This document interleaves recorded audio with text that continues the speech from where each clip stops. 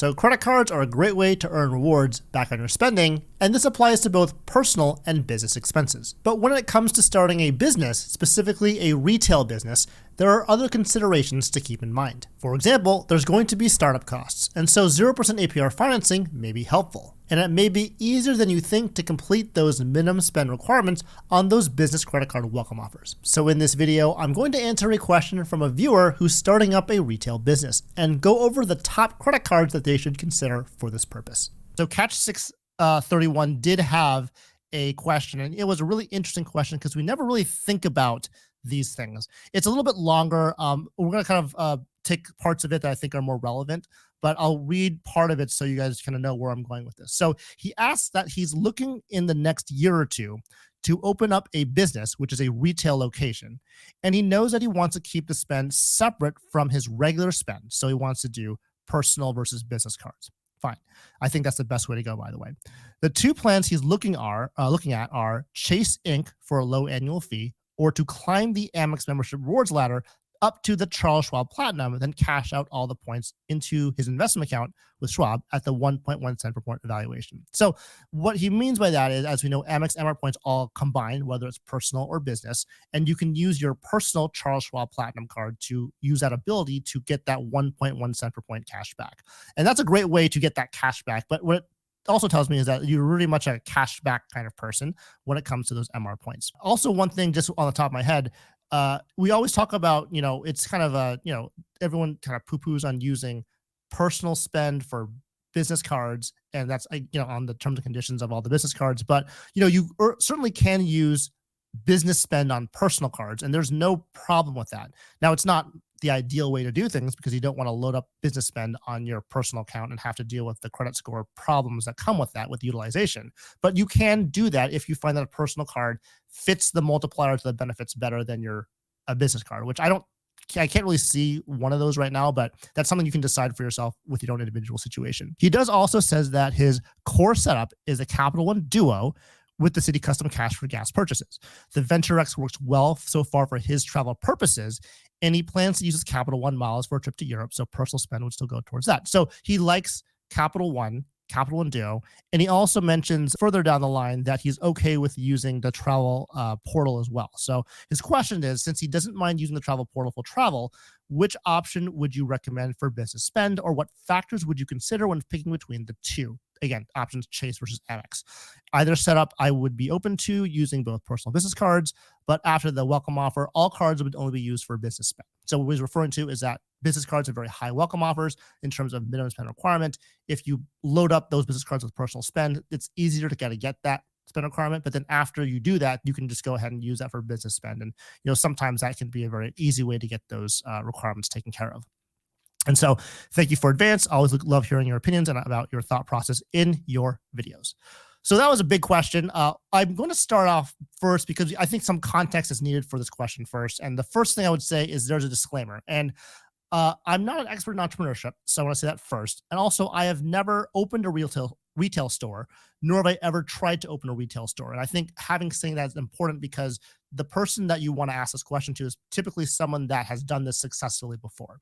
However, because I am a credit card enthusiast and I do love talking about credit cards and know a lot about credit cards, I think I do have some things that I want to mention about your particular question. So I think that'd be very helpful for you. And if anyone has actually opened a retail store, definitely go ahead and drop that down in the comments. So as we go along, so I make sure that I'm not missing something or I'm actually, not getting things wrong. And of course, specific advice is going to vary by retail industry as well, because, if you sell electronics versus food, versus books, it's going to be a different kind of conversation there.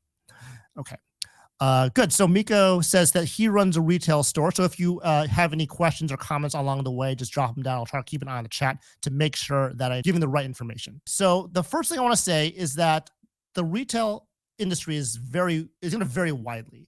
There's going to be a lot of statistics out there, but it's going to vary, right? And so if you're opening the store for the first time, your path to profitability is on average about 3 to 5 years. So it's a very capital intensive thing.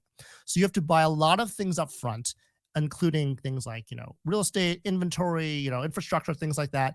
And then you have to sell those things and then get that money back. And so it's going to take you some time to build that up and then get the money back from your investment. Because of that, the net profit margins can vary widely. I've seen things from 2% all the way to like 40%.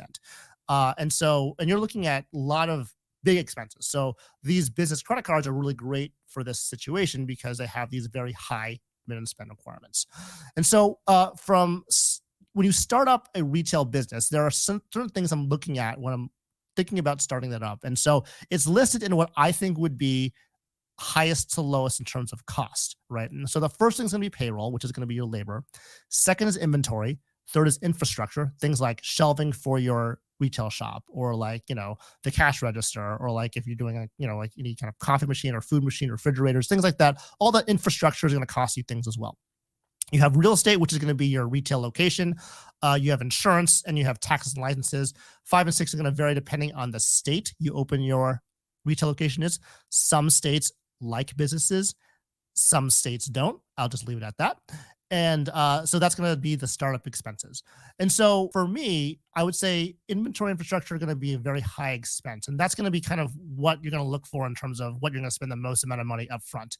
You may be like a mom and pop where you actually don't have any labor. You just kind of run it yourself, and that's fine. But most retail locations have some level of employee, some kind of payroll costs. Yes, and CKIM also mentions payroll cannot be paid on a credit card, and that's true. And that's why I just have bolded the ones on the slide where you can likely use credit cards to benefit from that. At this point, let's talk about your individual things that you are looking for. So your situation is that you use the Capital One Duo, which, as we all know, is known as the Capital One Venture X, as well as the Capital One Saver One. And you also like redeeming through the Capital One Travel Portal. So maybe it'd be helpful to have a business card that also contributes to that Capital One setup.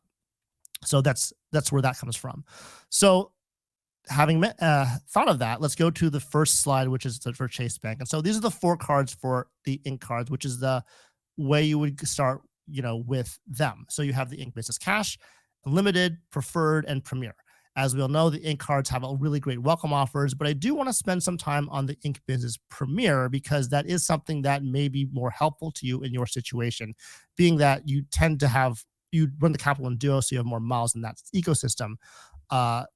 Having a Premier may not be a bad idea. Now, we all kind of don't look at the Premier very often because it has this thing where your points are not transferable to the other cards. So when you earn these your points on the Premier card, it's literally just cash back. However, if you have a business with a lot of spend, this may be something that may be helpful because it has an annual fee of $195.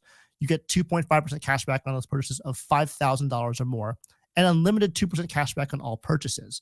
And what's nice is that this is one of those cards, just like the Amex Platinum, Gold, and Green, where there's no preset spending limit. And so that can also be very helpful to help open up this retail store. That would be for Chase. You also mentioned Amex. And so there's 2 cards I want to mention about that. I understand you were talking about the Charles Schwab situation, where you would build up with the Amex Blue Business Plus first, potentially, where you have no annual fee.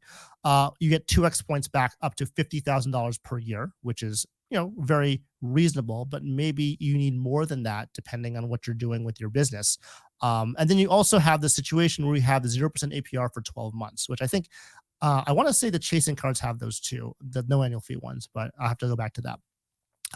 So if you need some more time to pay off those expenses, that'd be helpful. And I try not to talk about the 0% APR for that much tough time. I just do it in this situation because for businesses, when you have a very capital intensive business, this is going to be very helpful to help cash flow things, especially when you're trying to build up inventory and kind of build out that store. Another option that a lot of people don't talk about, but haven't mentioned in the past, is the Amex Plum card. So the Plum card is this interesting card where it gets you 1.5% cash back on all purchases if you pay your balances. I think it's 10 days before the statement end date. Has no preset spending limit. It's got a $250 annual fee.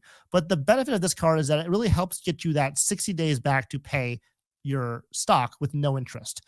And that's helpful because if you're doing something like retail with inventory, you have to buy the widget, then you have to sell the widget, but you have to front the money first before you get your money back when you sell it. And so it may take some time to sell the widget. And so while you're waiting to sell the widget, you have this card to help you cash flow and not have to have everything sunk into the cost, and you have money in your bank to run your business as opposed to having it sunk just in inventory. And so that's one thing I would take a look at as well. The other thing I want to mention is that there is this Capital One business card, which is the Venture X, which is very similar to your Venture X card. Again, same annual fee, same travel credit, 2x on everything, which is something you enjoy, no preset spending limit. And you also have this really awesome, in this context, awesome welcome offer where you earn 150,000 miles for 30,000 spent in 3 months.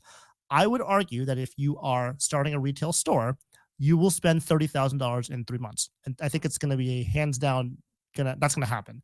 And so if you want to keep all the points you have in that ecosystem that you already use with the Capital One Travel Portal, and you're like really good with that, I think this is a great card for you. I think this will be another option to consider, especially in your specific situation, depending on how you want to do it. Again, this card also has no preset spending limit. And with businesses with inventory, I think those are really great cards to have because you never know how much inventory you're going to need until you kind of establish that baseline of what's going on with your business. Okay, so the next thing is we're going to talk about a poll. I do have recommendations for you, what I think you would do. I'm pretty sure a lot of you know already what my thought is going to be, but I want to hear from you first. So the first thing I want to do is we're going to go to menti.com, scan the QR code or enter the code.